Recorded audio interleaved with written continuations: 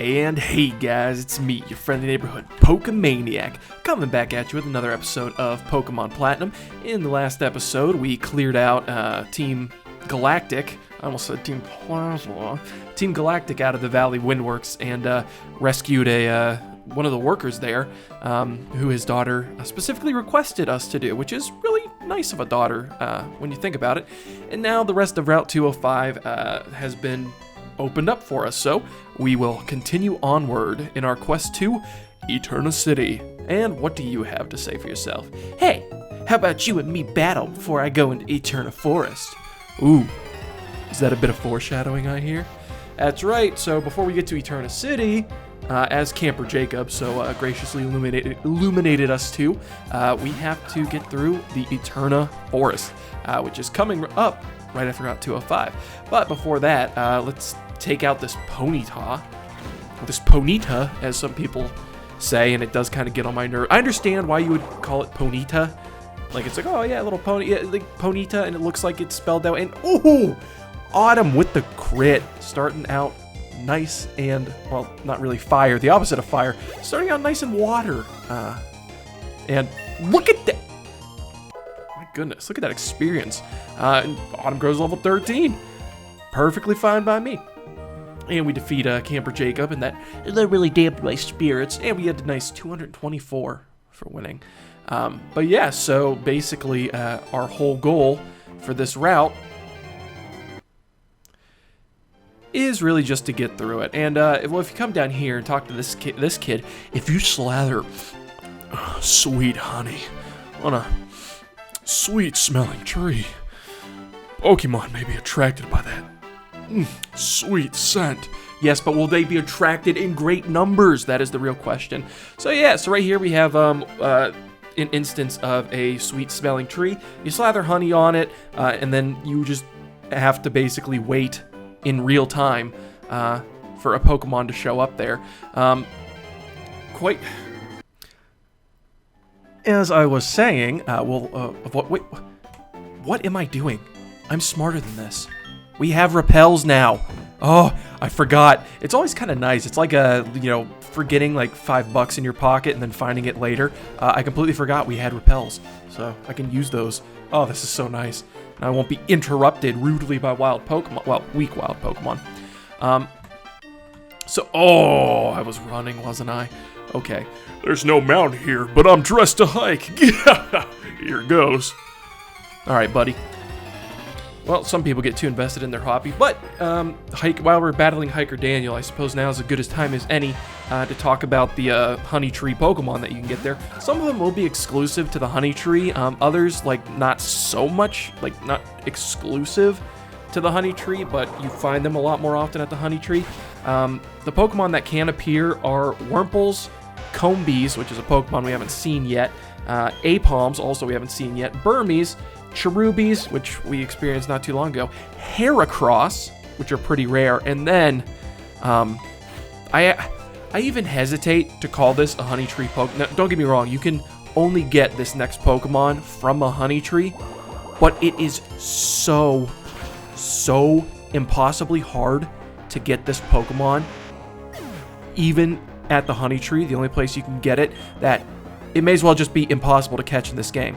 Now, some people might think that's kind of ridiculous to have a Pokemon that is so rare you're likely never I'm not even kidding you, in your entire career of playing Pokemon to actually get this Pokemon, the legitimate way in this generation. But I think it's cool, and there should be more Pokemon kind of like that, where they're actually just legitimately so rare. Most people are never going to actually legitimately be able to obtain them, the way Miyamoto intended. And anyway, that's a whole lot to say that Munchlax is a brand new Pokemon in Gen 4 that can only appear in Honey Trees, and not just only appear in Honey Trees, it only appears on a very specific random Honey Tree in the entire region of your game that is based entirely on your game in particular. So it doesn't always appear on just one tree.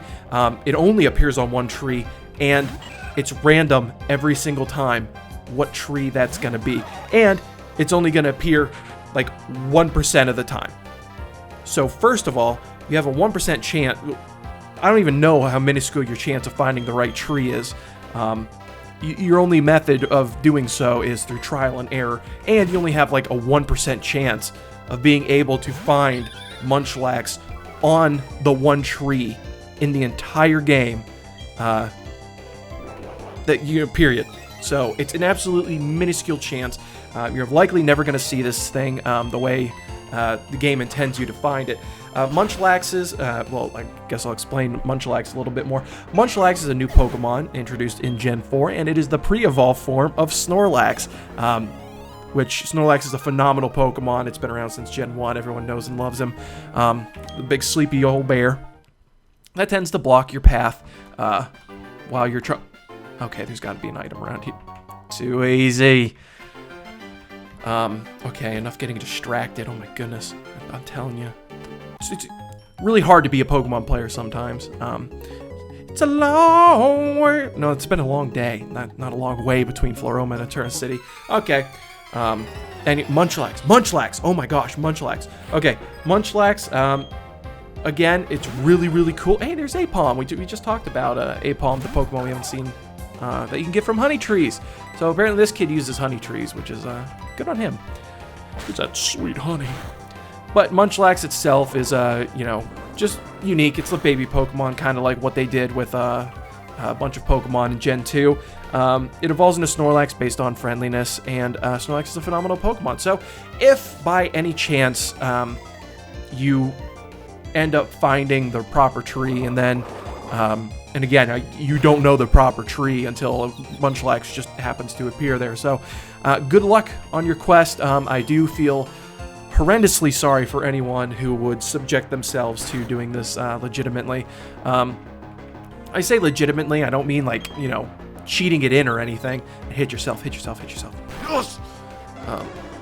I mean, like, because later on they would give out Munchlaxes at events, and then Munchlax became much more easy to obtain in later generations, so. Whoa, how about a Pokemon that can go? Hey, Pokemon Go? What did Nintendo mean by this? Or Game Freak, I suppose. Anywho, moving right along. Now that we've explained our Honey Tree Pokemon, I lost my way. Here of all places. Buddy, it literally took me like 2 minutes to walk here from Floroma Town. I think you'll be okay. But it's got an Onix. What are you even worried about, man? It's not even anything to be scared of. If you have a 28-foot rock snake to guard you, like, what are you worried about? This is obviously going to do no damage because, once again, Onix is a really big and really fast rock-type Pokemon, but has no stats other than defense and speed. So, there you go. Knocking out that Onix. And Autumn grows to level 15. Very nice, very nice. And raking in the experience points, I gotta say. Having lost his one. Oh, man, it goes by too fast. I love that Platinum. From Diamond and Pearl, Platinum really sped up, text and everything, and even battle animations. So that's important. But sometimes it backfires on you, and you can't read the trainer's dialogue while you're trying to come up with stuff to say while you're, on the fly. Hey-ya! There's nothing holding anything back. Here, I must have misread that. And Battle Girl Kelsey, their foot in your face. And of course, she's got herself a little man. All right. For this instance, I suppose we can swap out to Warbeak. Going back to Apom, by the way, since we saw it, Apom is a very interesting Pokemon that was introduced in Generation 2. Once again, found on trees, only you had to headbutt them in Gen 2 as opposed to using honey here in Gen 4. And Warbeak just got identified. I don't know what that means, but I'm sure as heck not going to stand for it. Wing attack should... Okay, Machop. I see you. Apom, it's a normal type Pokemon. I wouldn't recommend it for Gen 2, but I would recommend it here for Gen 4 because it gets a brand new evolution following in line with Pokemon such as Roselia. Apalm is another Pokemon in Gen 4 that gets a new evolution that it didn't have before. It evolves into Ambipom after learning Double Hit. And Ambipom is a much, much, much better Pokemon. Very unique. I love its design. I love that Pokemon in general. Plus, Ash had one, so it's like, why not go with it? If you need a normal type Pokemon for your team, go for it. Use Ambipom. It's a fantastic Pokemon. Oh, hello. What do you... Let's see what you have. Oh, I don't know. Should I play a little? This is Pokemon. We don't play in Pokemon. It's serious, okay? Karina. And she's got herself a Piplup, which is very unique. You really don't too often in Pokemon games in general see trainers who actually have like starters. But again, like I said, like regardless of how you're playing, you're going to run into every Pokemon in the Pokedex through battle, which is why we do all of the trainer battles here in 4th Gen. And this is just one of those examples of it. So there's another trainer out there who has a Chimchar, and there's another trainer out there who also has a Turtwig. Interestingly enough, maybe we'll see one of those sooner than the other, but remains to be seen. Just really interesting that there's some trainer out there with a Piplup. Like maybe she started in her own town. Oh, boo! How insulting! Maybe she started off in her own town on her own Pokemon journey and picked Piplup to start. Because sure as heck can't find him in the wild, Karina. Tell you what, that Karina always getting on my nerves. And we get ourselves a super potion, which is super. Coming down here, we can pick ourselves some berries. Always nice to find an orange berry. And then I'm gonna guess what this one is. Is this a Pecha berry? Yeah, okay, it's a Pecha berry. I don't really recognize them based on their flowers or anything like that. It's just I guess the most common other berry you'd find in early game. Another heal ball. Come on, I don't need any more of that. And I just guessed Pecha because that's usually what comes along with orange berries very commonly here in the early game. What kind of Pokemons live under here? What kinds of Pokemon live around here, I wonder? Oh my gosh. I'm telling you, I can't read today. A little too hyperactive, hyped up on Pokemon Platinum here. And, ooh, a Bidoof. How adorable. You know what? At 16 HP, I probably should have done something about this. It's only level 12. I'm sure Autumn can handle this. Bane of Zubats and the Bomber of Bidoofs. Oh, it's a crit too. Autumn has done nothing but be an absolute boon to my team since he arrived. And I'm so happy we have this Pokemon. Something about him. I'll just tell you. Look. What appendages on the top of his head? I don't know what those are. Pachirisu. Okay. Pachirisu. This is a Pokemon we've seen once before. We talked about it a little bit. The cute little electric rodent of this generation. Quick attack. That's not going to take me out. Not even close. Mud Bomb. This should be easy peasy. Oh, and another crit. Just to seal the deal. That's Autumn for you. Good on you, Autumn. Really shaping up to be one, if not my favorite member of the team. But I can't play favorites. And, okay, Autumn wants to learn Hidden Power. So Hidden Power is a very interesting move. You would have gotten this TM in the trainer school if you were playing Diamond and Pearl after beating those kids instead of just a stupid potion. We'll forget Harden for it. I'm not really going to rely to it. I'm not going to expect much from Hidden Power. Hidden Power is a move that every single Pokemon can learn. So take that, Sienna. I'm shocked. How did I lose? Because you're not very good at raising Pokemon. Oh my gosh, I'm so mean today. I don't know why. Anywho, Hidden Power is a very interesting move.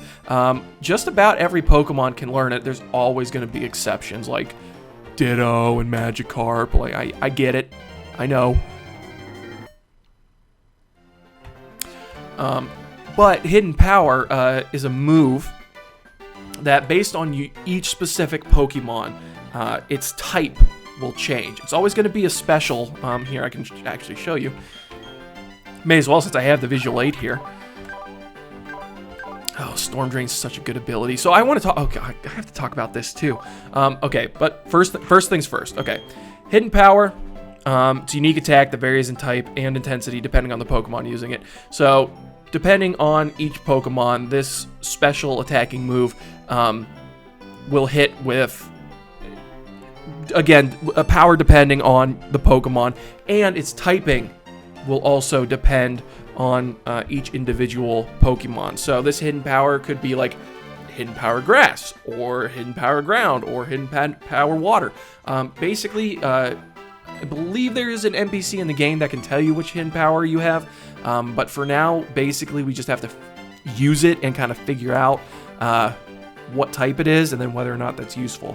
But coming in here, repels are useful, don't you think? When you use a repel, weak Pokemon will come out. But that also means there won't be any Pokemon to capture. Fancy that. You seem tired. Rest a while. That wasn't even a question. That was a command. Yes, ma'am. You and your Pokemon look completely refreshed. And she doesn't even hope to see us again. For you, my lady, I would love to see you again.